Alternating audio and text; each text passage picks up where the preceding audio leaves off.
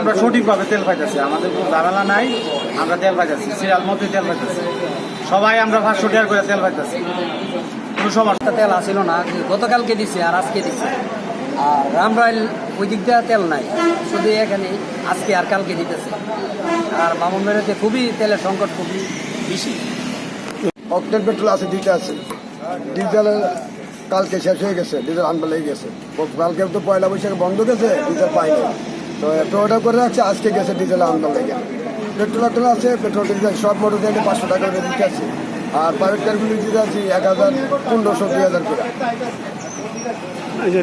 তেল পাইছি ঠিক মতোই, আজকেও আসছি তেল পাইছি ঠিকঠাক মতোই, কিন্তু আমি তো মনে করেন যে আসলে সবসময় আসি না, যখন আমার তেল শেষ হয় তখনই আসি, এরকম আছে।